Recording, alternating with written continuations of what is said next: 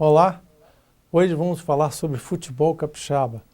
E para falar sobre esse assunto, nós temos aqui a presença de Gustavo Vieira, eleito o novo presidente da Federação de Futebol do Espírito Santo, período de 2015 a 2019. Gustavo Vieira, que está aqui no nosso estúdio, é também administrador e tem mestrado em gestão esportiva, né? E gestão de projetos. Gustavo, um prazer tê-lo aqui e também uma expectativa nova para o futebol do Espírito Santo nesse período pós-Copa do Mundo. Exatamente. Quais são as suas expectativas com relação à gestão da Federação de Futebol do Espírito Santo? Primeiramente, eu agradeço o seu convite, por estar participando aqui do programa, obrigado. Mas a expectativa é grande, estou animado, assim como toda a minha diretoria. É um novo momento, o Espírito Santo vive um novo momento no que se refere ao futebol.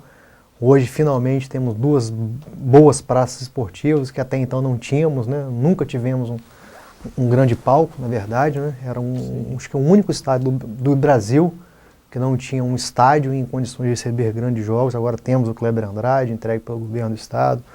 Tivemos a reforma também do Engenheiro Aripe, que agora se transformou na Arena Unimed Cicobi.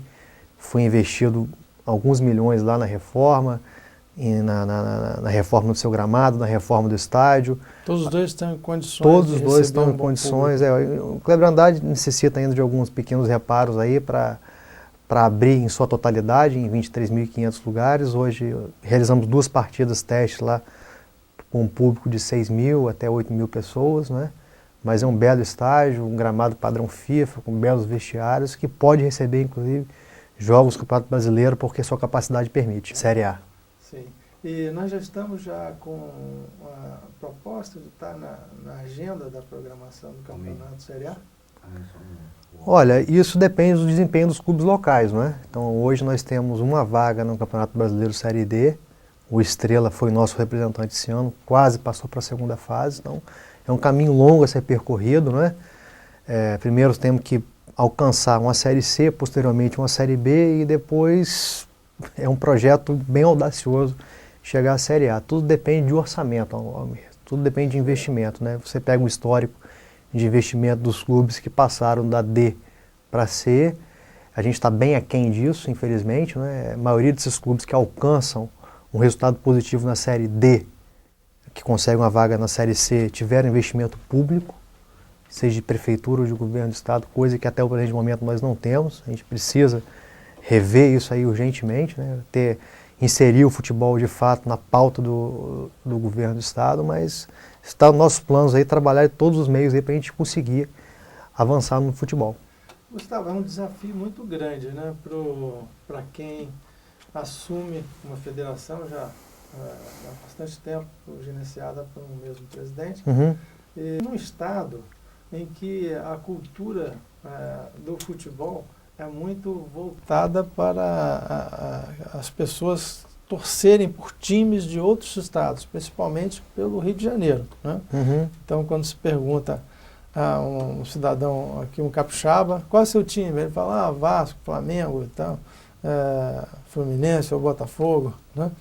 E, antigamente a gente tinha uma informação um pouco diferenciada, quer dizer, você tinha, não, tá aqui no Espírito Santo eu torço pelo Rio Branco, ou pela Desportiva, ou por outros times aí do interior do estado.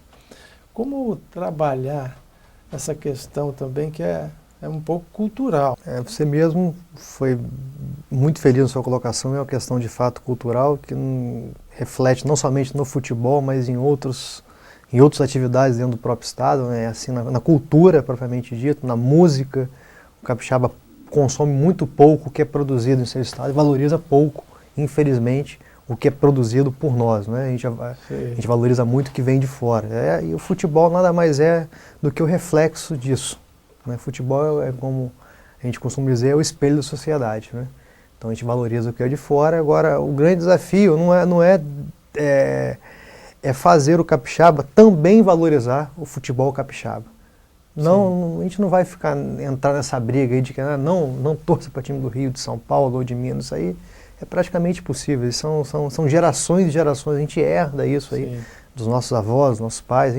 Enfim, é uma briga que não vale a pena a gente gastar nosso tempo e esforço com isso. A gente tem que somente criar formas, mecanismos, porque o capixaba volte a frequentar o estádio, volte a ter também um clube capixaba de coração e volte a consumir o futebol capixaba. Agora, tudo isso, qualquer reforma, qualquer projeto de futuro passa por questões de recursos financeiros. Exatamente, né? Exatamente. E os recursos, geralmente, em outros países, né, onde o futebol está mais organizado, diria assim, do ponto de vista gerencial, né, os clubes, né, um financiamento, né, dos próprios, feito pelos próprios torcedores, né, de cada clube, não? A gente tem que avaliar caso a caso, liga a liga, país a país, né? Hoje no Brasil a maior fonte de receita dos clubes da Série A e B é receita de TV. Então os clubes vivem do recurso Globo.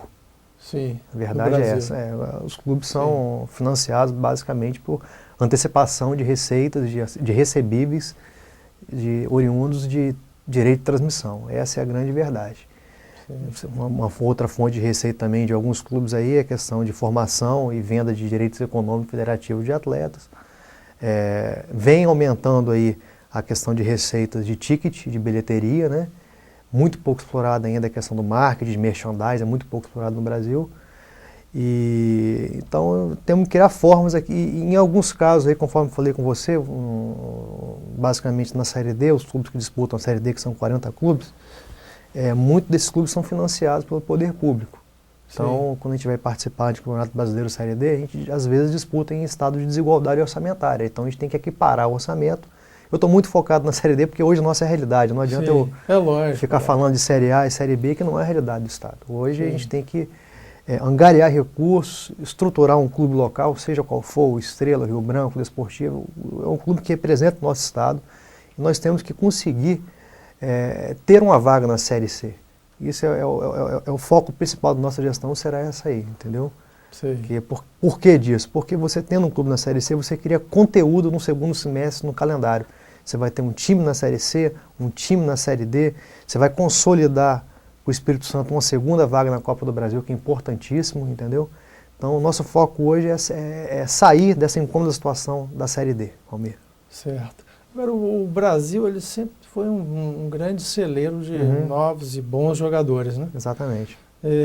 Essa parte de formação de jogadores, vocês já têm...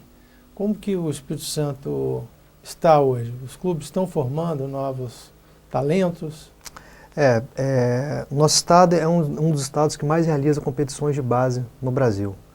Realizamos aqui no período sempre de julho a maior competição da categoria Sub-17 do Brasil, que é a Copa Nacional Sub-17. Esse ano mesmo aí tivemos aí, sagrou-se campeão a equipe do Red Bull. É um novo clube, né, no estado de São Paulo. Hoje joga a primeira divisão do estado paulista. Nos últimos 5 anos eles conseguiram sair da 5ª divisão lá, que é a Série A4. Hoje está na série A1.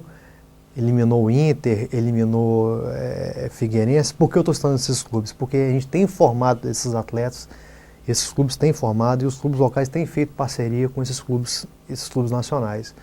Então a gente tem Isso vai produzir um efeito, com certeza, no nosso futebol. O jogador tem que jogar. Então tem que ter competição, tem que ter movimentação quase que um ano inteiro. A gente tem 11 meses de calendário na base. Temos competições na categoria Sub-13, Sub-15, Sub-17, futebol feminino.